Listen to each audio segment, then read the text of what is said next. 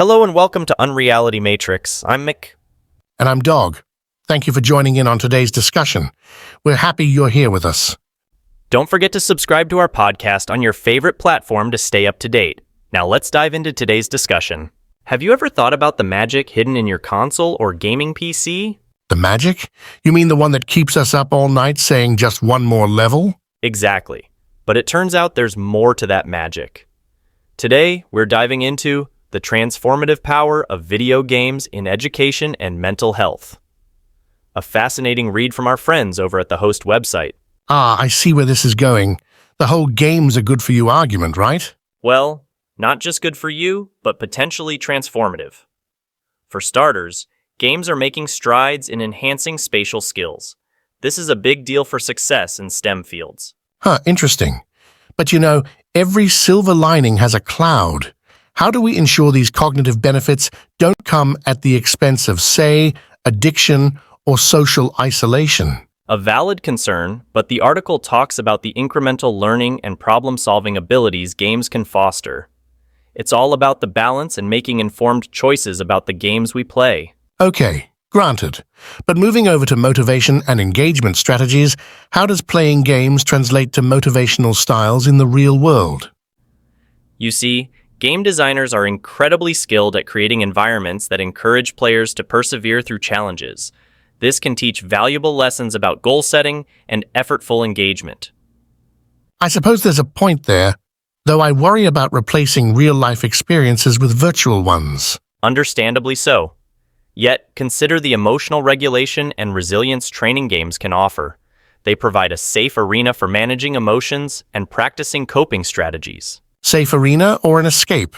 It's a thin line. However, I'll admit, the therapeutic potential for mental health interventions is promising. Speaking of social aspects, video games can actually aid in developing social skills and civic engagement, contrary to the stereotype of gamers being antisocial. Yeah, the social dynamics in gaming are complex, but the digital interaction shouldn't overshadow the importance of face-to-face socializing. True, yet the community aspect in games often leads to genuine connections and even leadership opportunities.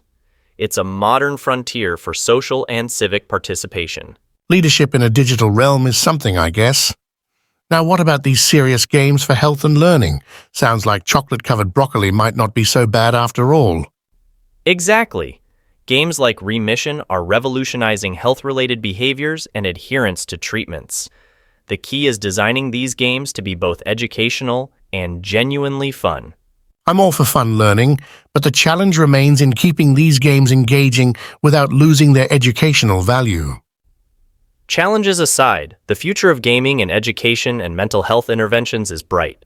With more robust research and collaboration among designers, educators, and mental health professionals, we can unlock the full potential of video games. Yeah, the potential is definitely there. It'll be interesting to see how video games evolve as tools for positive change. Agreed. And as we wrap up today's discussion, let's remember the key takeaway. Video games hold transformative power beyond entertainment, from cognitive advancements to emotional resilience and beyond. It's a reminder that games can be more than just play. With the right approach and research, they could truly make a difference in education and mental health. That wraps up today's episode of Unreality Matrix. Thanks for tuning in. If you enjoyed our conversation, please share our podcast with anyone who might find it as engaging as you do. And don't forget to subscribe to keep listening to more episodes of Unreality Matrix. Until next time, I'm Mac. And I'm Dog. Have a great day and get ready for Stephen to continue this subject in the next segment of this episode. Ever wondered how video games could contribute to scientific breakthroughs? Ponder no more. Let's wind the clock back to 2008. The University of Washington launched an online game called Fold It, a game that challenged players to model the genetic makeup of proteins. It was a puzzle of sorts, one that had left scientists scratching their heads for over a decade. But gamers, armed with their superior spatial and problem-solving skills, stepped up to the plate. They cracked the code, solving the puzzle related to the AIDS virus. This was not just a victory for the gaming community, but a testament to the power of gaming in solving real-world complex problems. So, next time you find yourself immersed in a game, remember you're not just having fun, you're also sharpening your problem-solving skills that could one day contribute to a scientific breakthrough. Game designers are often referred to as wizards of engagement. Ever wondered why?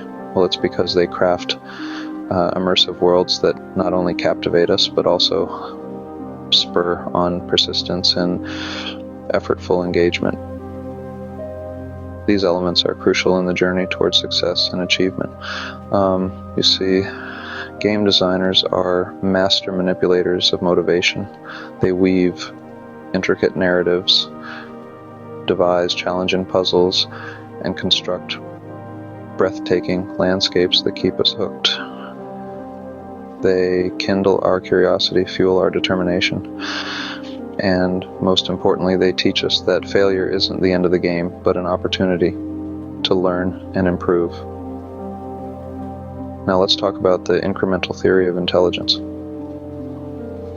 This concept views intelligence not as a fixed trait, but something that can be cultivated through continuous effort and time. Video games, with their progressive difficulty levels and constant feedback, are the perfect platform to foster this growth mindset. So, remember, each time you play, you're not just having fun, you're cultivating a mindset. Games can foster a growth mindset where intelligence is cultivated through effort and time. Video games are more than just fun. They can be an effective platform for emotional regulation.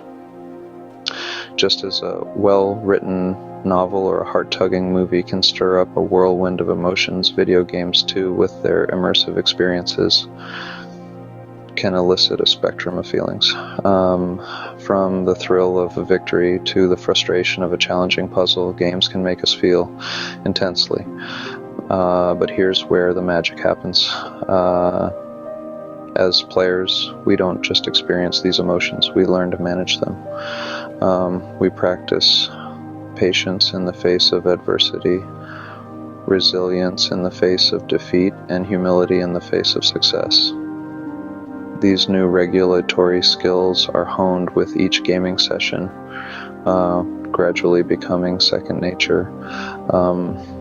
And this emotional workout isn't confined to the virtual world. It has significant implications for our mental health. By helping us navigate our feelings, games can bridge the gap between knowing what to do and actually doing it, opening up new avenues for therapeutic interventions. Did you know that video games can enhance our ability to interact with others? The world of gaming is not just about individual accomplishments anymore. It's about teamwork, communication, and building relationships. Cooperative gameplay, where players work together to achieve common goals, has been linked to increased prosocial behavior. This is not just about being nice in the game. It's about developing skills that translate into real-world social interactions. And it doesn't stop there. Some games are designed to incorporate civic experiences, encouraging players to engage in social and civic movements. Think of games that involve building communities or managing resources. These experiences can inspire gamers to take action in their own communities, fostering a sense of civic responsibility. The social benefits of gaming are still being explored and understood. But one thing is clear, video games have the potential to be more than just entertainment. As we continue to research, we are beginning to understand the long-term social impacts of gaming. So serious games have shown promise in improving health and education outcomes. An excellent example of this is the game Remission. This game was developed with a specific purpose to assist children diagnosed with cancer in understanding their condition and adhering to their treatments. By turning the treatment process into a game, the developers managed to transform a potentially scary and confusing situation into an engaging and educational experience. This is a clear demonstration of the potential of serious games to influence health-related behaviors positively. But as we celebrate these successes, it's crucial to remember that not all serious games are created equal. Many lack a solid foundation in scientific evaluation. For the full potential of serious games to be realized, they must be both educational and engaging. This calls for more rigorous studies to assess their long-term impact and to understand their role in the daily lives of players. We need more scientific evaluations of these games to ensure they are both educational and engaging. In mental health, video games are largely an untapped resource. They present a unique opportunity to teach new forms of thought and behavior, leading to innovative approaches in mental health interventions.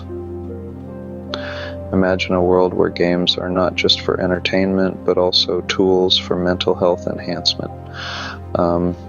Games can be designed to promote resilience, to manage stress, or even to overcome phobias.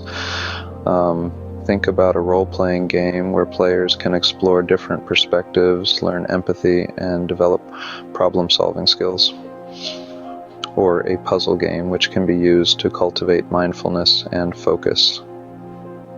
This is not science fiction, it's a future that's within our grasp. Video games, with their immersive environments and gameplay mechanics, can be powerful platforms for therapeutic interventions. They can provide safe spaces for players to explore, learn, and grow, both emotionally and cognitively.